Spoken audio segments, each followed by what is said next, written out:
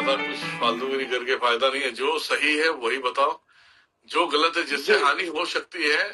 मानव के अंदर कल्याण होना चाहिए। मानव जात का एक अच्छी खासी सोच बदल जानी चाहिए। ऐसी चीजें बताओ ना।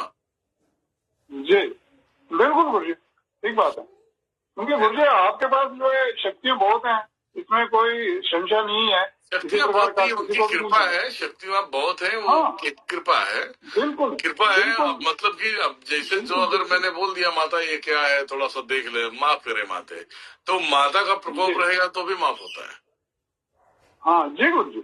क्योंकि देखो काल भैरव को श्रेष्ठ क्यों माना जाता है? आज 10 महाविद्या बनाते। पहले जब स्टार्टिंग में 7 ही विद्या थी जी, स्टार्टिंग में 7 ही थी।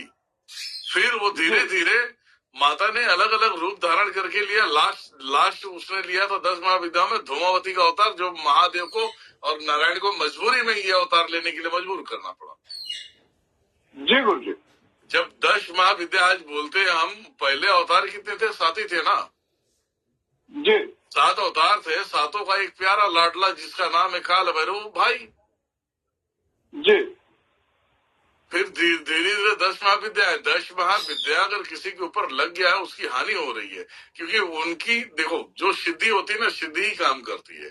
अब सिद्ध किया तुमने अच्छे के लिए और काम करा रहे हो बुरा, तो उसकी मजबूरी है ना। तो कहीं ना कहीं वो भी सोचती है शक्ति कि कोई अब किसी अच्छे अपने भक्त के पास लेके जाती हूँ, इससे भिड़ा देती हूँ, ये जो गलत काम करवा रहा है इससे कसम छुट्टी तो हो जाएगा, छुटकारा मिल जाएगा।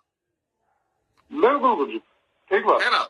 तो अब क्या होता है, कोई अगर सही इंसान के पास नहीं पहुंच पाए, मैं हमेशा पहुंच पा रहे हो, तो बस आपसे बस यही रिक्वेस्ट में आपके अंदर जो सोल एक है ना, जो आपकी आत्मा है ना, उसके लिए कह रहा हूँ।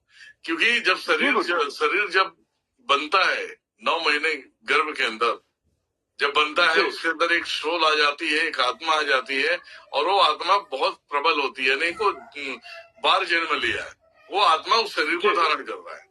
जब बच्चा जन्म लेता है तो जन्म से कोई उसे जादू कर देने वाला, कोई उसके ऊपर नजर डाल देने वाला, तो जन्म से उस आत्मा को ही सुकून नहीं मिलता भैया। वो बोलता है शरीर में ही तकलीफ है, साला मैं सांसें कैसे लूं।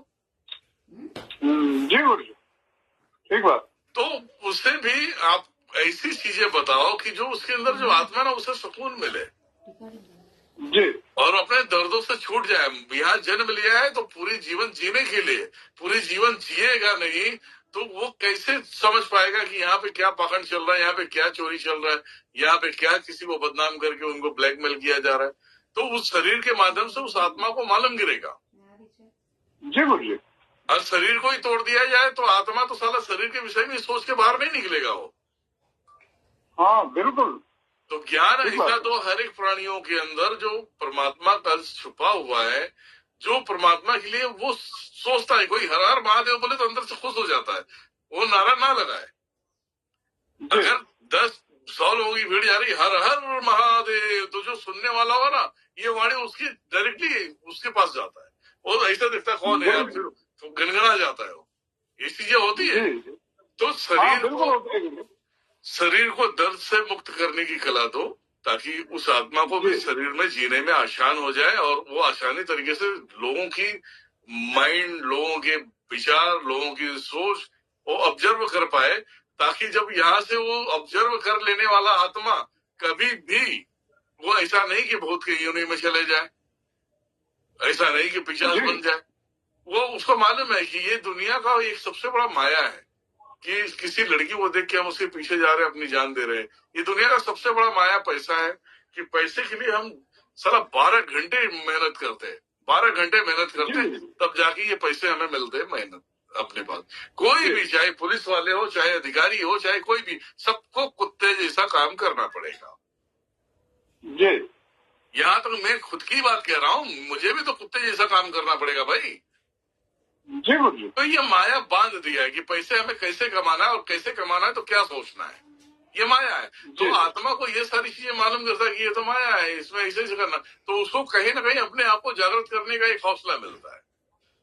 वो लास्ट में सबकी पाखंड को देखते देखते बोले भाड़ में गया साला, मैं तो महादेव के भरोसे बैठ जाता हूँ। अब वो जिसे महादेव के भरोसे बैठा काम उतना ही करेगा जितना उसकी फैमिली और उसका पेट भर जाए, 2 पैसे बचा ले। वो कुत्ते जैसी नौकरी नहीं करेगा कि डबल मेहनत कर रहे, ओवर टाइम कर रहे, वो नहीं करेगा। वो जितना है उतने में सही है जी। तो ऐसे ज्ञान देने के लिए अगर ज्ञान किसी के पास है तो दो, मुझे भी खुशी मिलेगी। अब नहीं है तुम्हारी से चूतियों के पास तो साला मुझे ही चिल्लाना पड़ता है, क्या करूं मैं?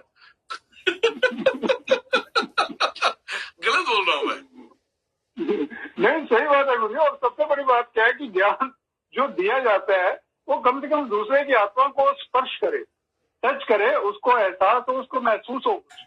तो जो गुरुजी आपकी बातें रहती हैं, जो भी ज्ञान रहता है, तो गुरुजी सीधा आत्मा को छूता है, अनुभव होता है, महसूस होता है, कुछ अच्छापन लगता है।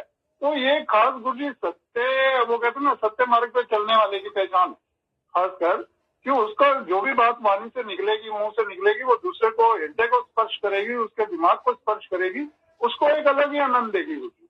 अब ये